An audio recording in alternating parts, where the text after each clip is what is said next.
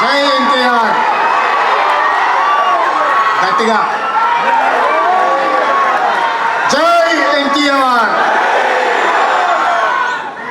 ధన్యవాదాలు మిత్రులారా. ఈనాడు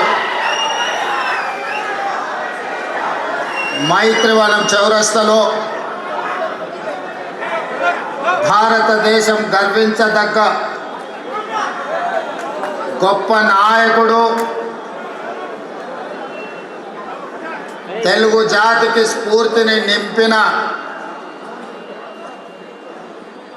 తెలుగు జాతి చేత అన్నా అని పిలిపించుకొని గౌరవం దక్కించుకున్న ఎన్టీఆర్ విగ్రహావిష్కరణ కార్యక్రమానికి సభాధ్యక్షత వహించిన జూబ్లీహిల్స్ శాసనసభ్యులు మిత్రులు నవీన్ యాదవ్ గారు ఈ కార్యక్రమాన్ని ఏర్పాటు చేసి నాతో పాటు ఈ కార్యక్రమంలో తెలంగాణ కాంగ్రెస్ పార్టీ అధ్యక్షులు మిత్రులు మహేష్ కుమార్ గౌడ్ గారిని,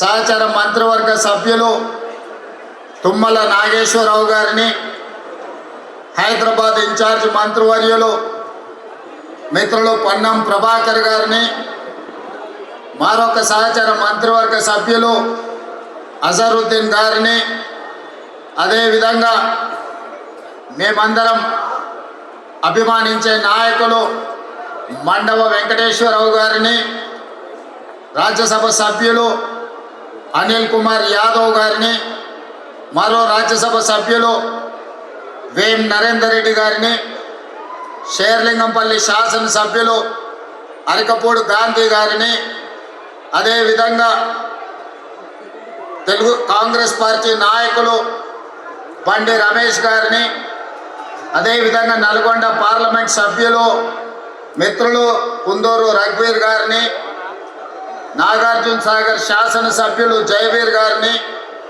అదేవిధంగా మన అందరి అభిమాన నాయకుడు ఎన్టీ రామారావు గారి యొక్క కుటుంబ సభ్యులు మిత్రులు రామకృష్ణ గారిని, మోహనకృష్ణ గారిని, ఇతర కుటుంబ సభ్యులను, అదేవిధంగా మిత్రులు మోహన్ బాబు గారి పుత్రుడు మంచు మనోజ్ గారిని,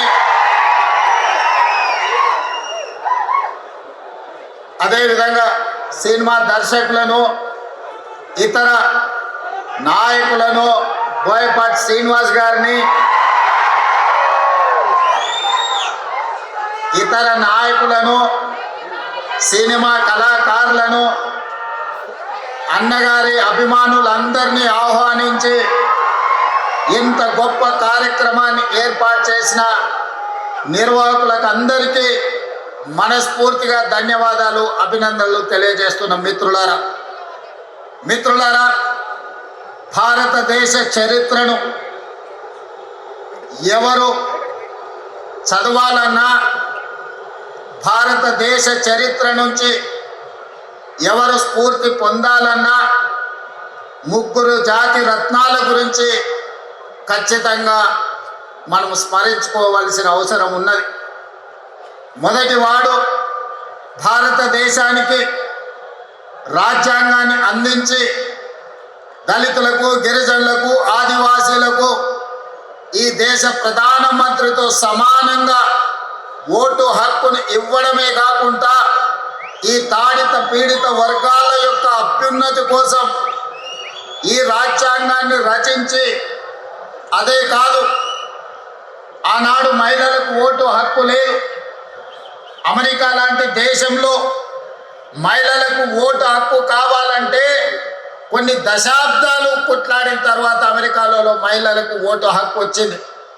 కానీ డాక్టర్ బాబాసాహెబ్ అంబేద్కర్ పురుషులతో సమానంగా మహిళలకు ఓటు హక్కు ఇచ్చి, రాజులకు, చక్రవర్తులకు సమానంగా దళిత వాడల్లో ఉండే పేదలకు ఓటు హక్కు ఇచ్చి, తమను ఎవరు పరిపాలించాలి, ఎవరు శాసనాలు చెయ్యాలి అని అంటే పేదవాడే నిర్ణయించుకునే ఓటు హక్కునిచ్చిన డాక్టర్ బాబాసాహెబ్ అంబేద్కర్ను మొదట మనము స్మరించుకోవాల్సిన అవసరం ఉన్నది, గుర్తించవలసిన బాధ్యత మన మీద ఉన్నది.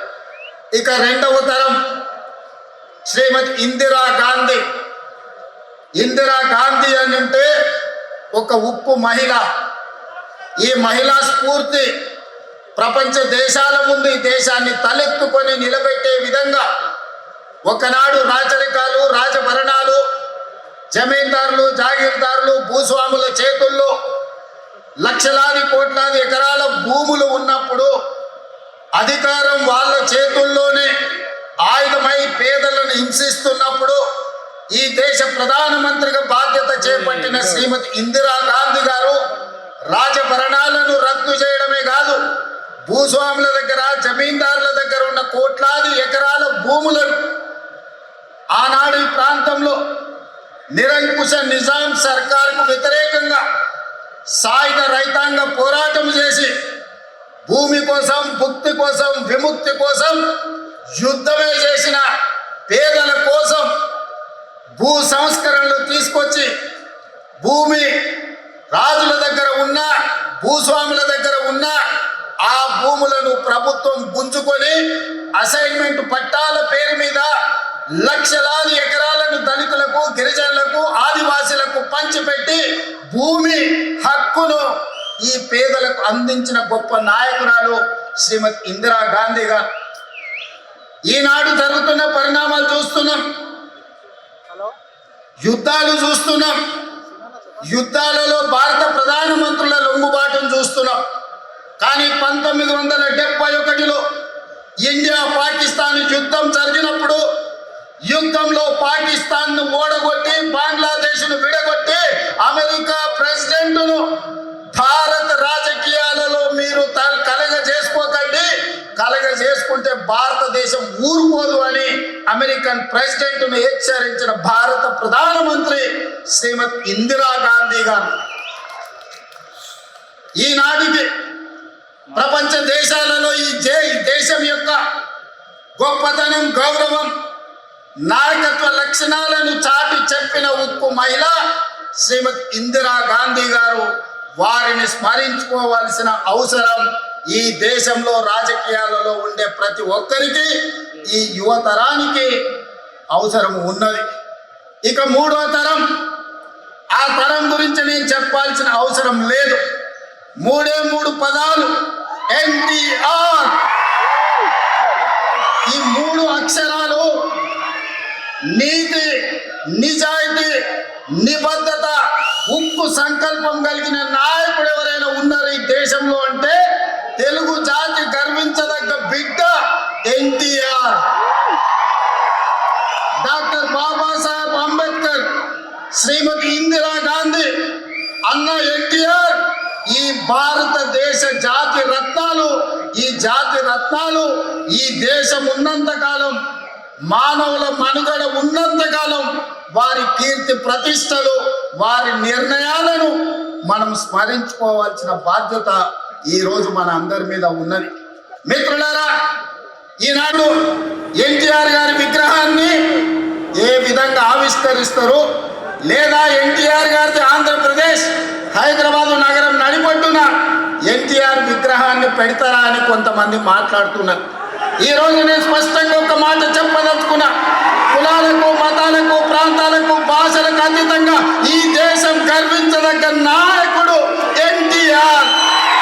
ఆ ఎన్టీఆర్ స్ఫూర్తి హైదరాబాదు నగరం నడిపట్టున వారి స్ఫూర్తితో పరిపాలన అందిస్తున్న మా ప్రభుత్వం అమీర్పేట్ చౌరస్తాలో, మైత్రి వనంలో ఈ దారిలో వెళ్ళే ప్రతి వాడికి ఒక స్ఫూర్తిని నింపడానికి ఈరోజు వారి విగ్రహాన్ని ఇక్కడ మేము ఆవిష్కరించుకున్నాం. ఇది విగ్రహం కాదు, ఇది ఒక స్ఫూర్తి, ఇది ఒక గొప్ప అనుభూతి. ఒక ముఖ్యమంత్రిగా ఎన్టీఆర్ విగ్రహాన్ని ఆవిష్కరించడం అంటే నాకు జీవితకాలం గుర్తుండిపోయే ఒక మధుర సంఘటన. ఎవరు ఏమనుకున్నా, ఎవరు ఎలాంటి విమర్శలు చేసినా నేను జడవదలుచుకోలేదు.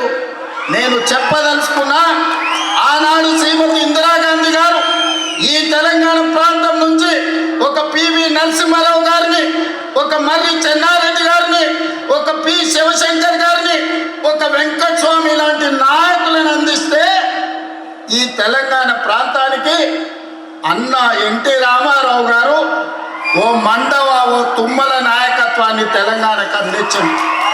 ఓ మాధవరెడ్డి, ఓ జానారెడ్డి నాయకత్వాన్ని అందించండు. ఓ దేవేందర్ గౌడ్ నాయకత్వాన్ని అందించండు. ఓ కడియం శ్రీహరి, ఒక మోత్కుపల్లి నరసింహుల లాంటి నాయకులను ఈ తెలంగాణకు అందించండు. అంతెందుకయ్యా, ఈనాడు ఉపన్యాసాలు ఇస్తున్న బీఆర్ఎస్ నాయకుడు కల్వకుంట్ల చంద్రశేఖర్ రావుకి రాజకీయ భిక్ష పెట్టింది ఎవరు? అన్న లేకుంటేనే మీరు నాయకులు అయ్యిందా? అన్న నీడను బతికిన మీరు అన్నగారి గురించి తక్కువ చేసి మాట్లాడు మీకు మంచిదా? వారే కాదు, వారి పేరు పెట్టుకున్న వాళ్ళు కూడా ఈరోజు నాయకులుగా చలామణి అవుతున్నారు. ఆయన ప్రోత్సాహం ఇచ్చి, ఆయన భుజము తట్టి, ఆయన అవకాశం ఇచ్చిన ఓ తుమ్మల, ఓ మండల, ఓ మండవ, ఓ జానా, ఓ మాధవరెడ్డి, ఓ దేవేందర్ గౌడ్, ఓ కడియం శ్రీహరి, ఓ మోత్కుపల్లి నరసింహులే కాదు, తెలంగాణలో నాయకత్వాన్ని వహిస్తున్న కల్వకుంట్ల చంద్రశేఖరరావును కూడా ఎన్టీ రామారావు గారికి గుర్తించే రాజకీయ అవకాశాలు కల్పించిన సంగతి ఎవరు మరవద్దు. ఇది చరిత్ర. ఇంకొంతమంది ఆయన పేరు మీదనే చలామణి అవుతున్నారు. కొంతమంది నకిలీలు ఎప్పుడు ఉంటారు. వాళ్ళ ఆలోచనలు ఎట్లుంటాయో కూడా మనం చూస్తున్నాం. అందుకే ఇవాళ మిత్రులారా, ఈనాడు మేము అందిస్తున్న ఇందిరమ్మ ఇల్లు కావచ్చు, ఆనాడు ఎన్టీఆర్ గారు మొదలుపెట్టిన పక్కా ఇళ్ల పథకమే ఈనాడు ఇందిరమ్మ ఇళ్ల పథకం అని నేను ఈరోజు గర్వంగా చెప్పదలుచుకున్నా. ఈనాడు 3,24,00,000 మంది సన్న బియ్యం ప్రతి పేదవాడు దళిత వాడల్లో అన్నం తింటున్నాడంటే, సంటి పిల్లలకు బుట్టెడు పువ్వు తినిపిస్తున్నారంటే ఆ స్ఫూర్తి వెనకాల అన్న 2 రూపాయల కిలో బియ్యం పథకం ఉన్నదని నేను ఈరోజు చెప్పదలుచుకున్నాను. మేము ఇందిరమ్మ చీరలు ఇస్తున్నాం ఆడబిడ్డలకు. పండుగ పూట నాడు పెట్టే మేము చీర సారగా భావించి ఈనాడు పాలపిట్టల లెక్క ఈరోజు మా ఆడబిడ్డలు చీర కట్టుకుంటున్నారు. దీనికి స్ఫూర్తి ఆనాడు ఎన్టీఆర్ జనతా వస్త్రాలు పేదవాళ్ళకు అందించి కూడు గుడ్డ నీడ అని ఎన్టీఆర్ ఏదైతే ఆలోచన చేసిండో ఆ స్ఫూర్తి ఈనాడు మా ప్రభుత్వంలో అమలు చేస్తున్న సంక్షేమ పథకాలలో కనిపిస్తుంది. మీరు ఒక్కసారి ఆలోచన చేయండి.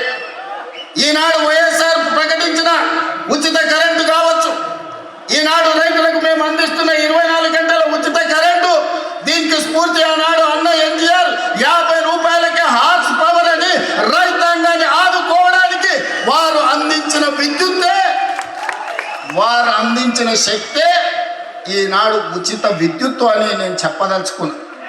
ఇవాళ మిత్రులారా, ఆనాడు ఎస్సీల కోసం, ఎస్టీల కోసం, మైనారిటీల కోసం అమ్మ ఇందిరమ్మ పాటుపడితే బలహీన వర్గాల కోసం అన్న ఎన్టీఆర్ పాటుపడ్డాడు. ఇవాళ బలహీన వర్గాలు, పాలితులు ఉన్న బలహీన వర్గాలు ఈరోజు పాలకులుగా మారిండ్రు అని అంటే అన్నగారి యొక్క ఆశీర్వాదం తెలంగాణ సమాజానికి అందబట్టే పాలితులు ఉన్న బలహీన వర్గాలు ఈరోజు పాలకులుగా మారింది.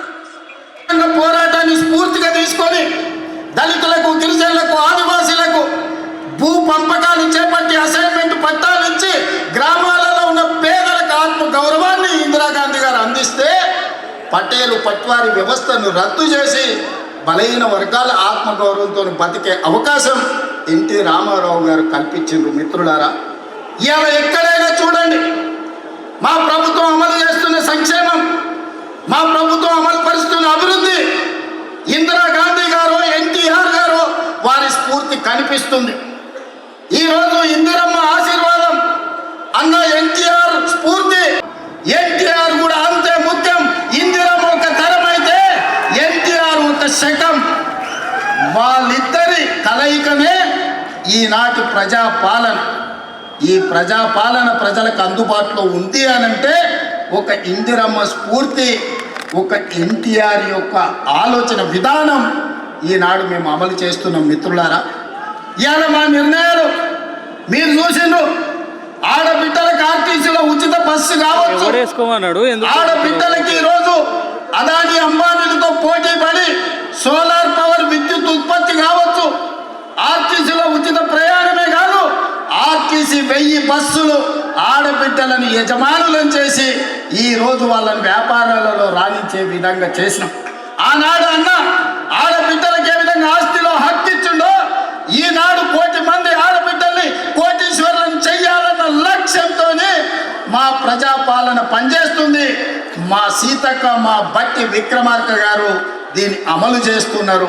ఇవాళ మేము గర్వంగా చెప్పదలుచుకున్నాం, అన్నగారు అదేవిధంగా ఇందిరమ్మ స్ఫూర్తితో 1 కోటి మంది ఆడబిడ్డల్ని ఇవాళ కోటీశ్వరులను చెయ్యాలి అని మా ప్రభుత్వం ప్రయత్నం చేస్తుంది. అందుకే మిత్రులారా, ఇవాళ మా ప్రభుత్వం రైతు రుణమాఫీ కావచ్చు, రైతు భరోసా కావచ్చు, రైతులకు ఉచిత కరెంటు కావచ్చు, రైతు రుణమాఫీ 21,000 కోట్ల రూపాయలు రద్దు చేసిన విషయం కావచ్చు, ఇవన్నీ రైతుల కోసం మేము అమలు చేస్తున్న సంక్షేమ పథకాలు. ఇవాళ రైతులు పండించిన సన్న వడ్లు 500 రూపాయల బోనస్ ఇచ్చి ఈనాడు మేము కొనుగోలు చేస్తున్నామంటే రైతును రాజును చెయ్యడమే లక్ష్యంగా, వ్యవసాయాన్ని పండుగ చేయడమే లక్ష్యంగా ఈరోజు మేము పనిచేస్తున్నాం. ఇవాళ మహిళలందరికీ అవకాశం ఇవ్వాలి అని స్థానిక సంస్థల్లో ఆనాడు మహిళలకు రిజర్వేషన్లు ఉండాలని రాజీవ్ గాంధీ గారి నిర్ణయం తీసుకుంటే ఆ నిర్ణయాన్ని అమలు చేసిన గొప్ప నాయకుడు ఎన్టీఆర్. ఈరోజు స్థానిక సంస్థల్లో ఆడబిడ్డలకు 50% అవకాశాలు ఆనాడు రాజీవ్ గాంధీ నిర్ణయం తీసుకుంటే ఎన్టీఆర్ అమలు చేస్తే ఈరోజు ఆడబిడ్డలకు స్థానిక సంస్థల్లో ఈరోజు రిజర్వేషన్లు వచ్చినాయి. ఆ స్ఫూర్తితో ఈనాడు శాసనసభలో, లోక్సభలో మహిళలకు రిజర్వేషన్లు ఉండాలి, 33% ఇవ్వాలి అని ఈ వేదిక మీద ఉన్న మేమందరం కట్టుబడి ఉన్నాం. రాబోయే ఎన్నికలు 33% రిజర్వేషన్లు ఈరోజు మహిళలకు ఇచ్చే విధంగా మేము ముందుకు వెళ్తామని నేను తెలియజేస్తున్నాను. మిత్రులారా, ఆనాడు యువకులు 25-26 ఏళ్ళ యూనివర్సిటీలో చదువుకున్న పిల్లలకు, మారుమూల ప్రాంతాలలో ఉన్న పేదలకు ఏ విధంగా అయితే ఎన్టీఆర్ గారు టికెట్లు ఇచ్చి గెలిపించిండో, ఈనాడు మా ప్రభుత్వంలో కూడా ఒక మందుల సామెల్, ఒక ఎడమ బొచ్చు లాంటి వాళ్ళు, అత్యంత నిరుపేదలు, ఇందిరమ్మ ఇళ్లలో ఉండే పేదలు రూపాయి లేకపోయినా టికెట్లు ఇచ్చి ఇవాళ ఎమ్మెల్యేలను చేసినాం.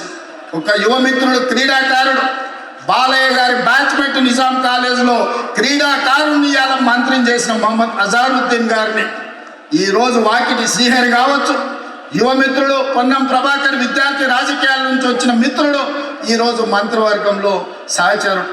అంటే ఇవన్నీ కూడా యువత కోసం.